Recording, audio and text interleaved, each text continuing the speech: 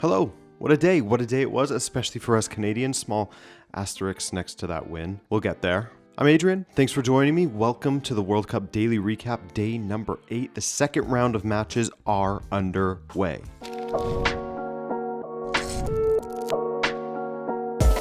South Africa, how I want you to do well, but man, just a poor tournament from them so far. Czechia, however, they made the most of the chances given to them, and while it wasn't directly from a long throw down the line from Sufal, I believe it was, to basically the corner, caught South Africa's defenders flat-footed just 5 minutes in, and Hlozek's ball to the top of the box went right past everyone, including Mudau, should have taken a touch, as failing to do so allowed Sochka to play Sadlec through, and he slotted it past Ronwen Williams. Nearly blocked by the defender, who tracked back behind Williams though. That was close. Just 5 minutes in, even earlier than the 9th minute goal that Mexico had scored against them.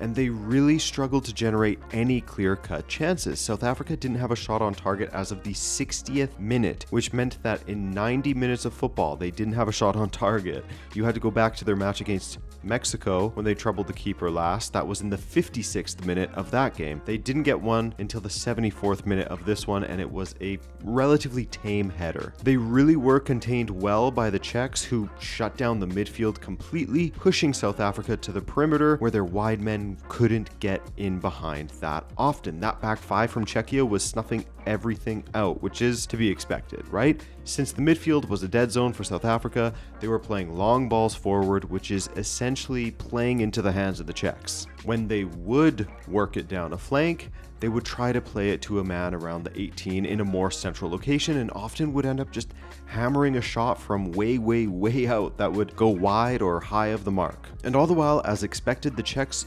they were excellent from set pieces, looking very dangerous from each one, really. But just after the 80th minute, a shot at goal was blocked by the outstretched hand of Pavel Sulch. Unfortunate for him, but definitely a penalty, arm away from the body, making his body bigger, and it blocked the strike. So Mokoena, who will be suspended for the next match as he got a yellow, he took the pen and lashed it low past Kovar. Life, when it seemed like South Africa didn't have any. The Mexico-South Korea love affair was tested when the teams finally faced each other. You've seen all of the videos of South Koreans and Mexicans co-mingling, but it was time for the top two teams to meet on the pitch. And the love must have still been in the air for a while, because they completely neutralized each other in that first half. A combined 5 attempts between the two of them, with just one of them being on target, Quinones having the best of the chances, but it was saved by Xiangyu. Nobody was really playing that great. Like I said, they largely neutralized each other. South Korea were getting caught offside constantly in that first half. I guess you could say the Mexican defense was playing pretty great, as they were all match. But in the second half,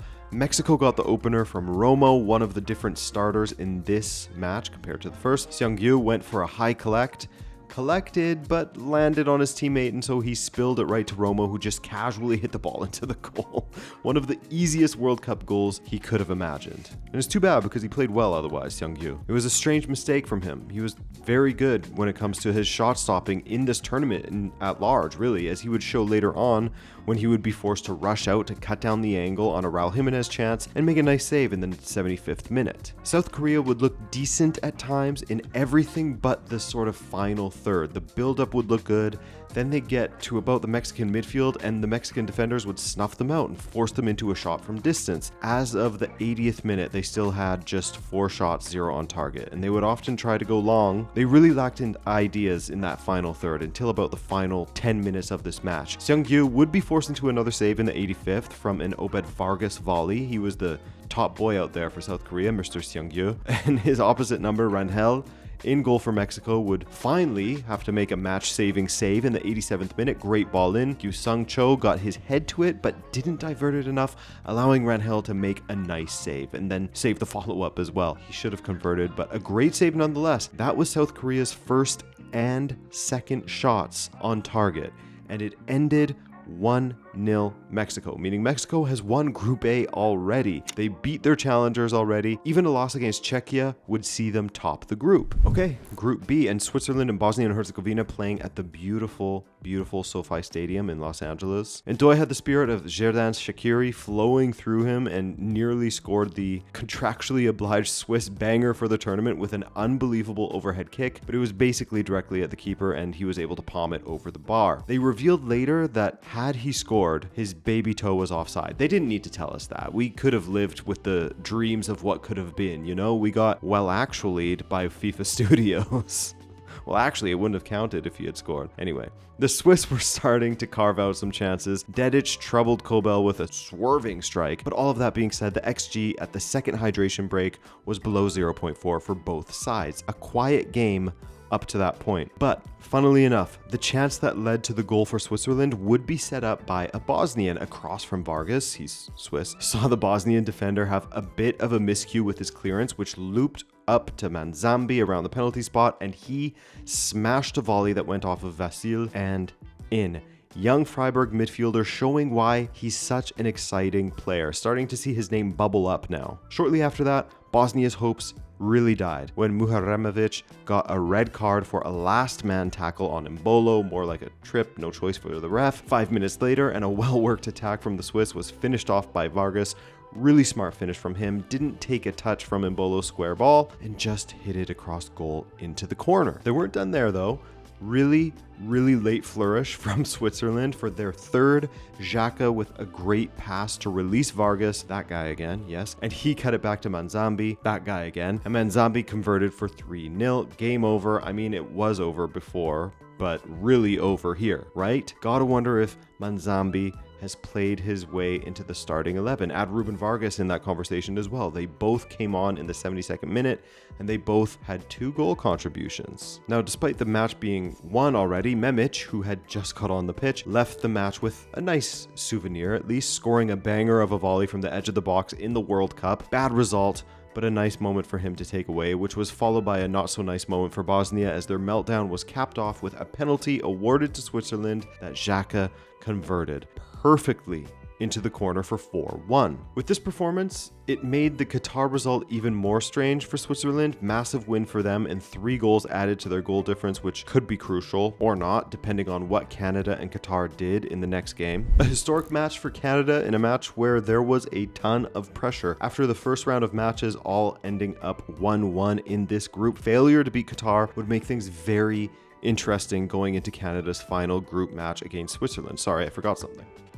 There we go. Thankfully, the nerves were well and truly gone, and Canada started incredibly well, and they stayed playing incredibly well throughout this match against a Qatar team that really made you wonder, how the hell did Switzerland not beat these guys? Did they just melt in the Santa Clara sun? However, Jonathan David started worryingly in this one. His very first touch saw him attempt to control, and it went through his legs. He then had a heavy touch that went out for a goal kick, but thankfully, after that, he improved. He went on a run of consecutive volleys that were so well hit, because if you're just if your first touch is failing you, don't take one, just hit it first time. He forced a save out of the keeper with one, then with another, but on that second one, Larin was there to tuck away the rebound for 1-0. Good thing number 1. The next volley, he hammered it past for 2-0. That was good thing number 2. The first red came along where, admittedly, during the stream, I didn't see that Buchanan's leg got clipped before the touch on the shoulder. I thought it was just a touch on the shoulder that sent him down, so I was like, that's a dive, dude. So yes, it was a red, and thankfully VAR changed it and got it right, as it was indeed outside the box. Jonathan David would get another goal in first half stoppage time, getting the bottom of his boot on the ball. And then the real horror began, and I am so heartbroken for Ismael Koné. Him being one of Canada's best players is completely secondary here, but the fact that he breaks his leg at this particular point in Canada's history in this sport, where they will likely, not guaranteed yet, but likely advance from the group stages, and he won't get to play a part in that when he would have, because he's central. It's terrible. Now, the guy that broke his leg, I mean, no, he definitely didn't mean to do it. He was trying to sort of leave one on Koné, for sure, but no way he meant to break his leg, and his reaction showed as much, and he apologized after. I feel bad for him in that way, because his soul probably won't rest easily for a while. However, I think that a few Qatari players and staff were absolutely despicable after that. In particular, Al-Hashmi Al-Hussein on 2 occasions would step in late with his tackles on Richie Larea, putting him on the floor. You also had that dangerous scissor tackle from a Qatari shortly after the leg break. That can break an ankle as well. And then, of course, the tussle at the end, where you can can see a Qatari coaching staff member slap one of the Canadian coaching staff members on the head in the melee.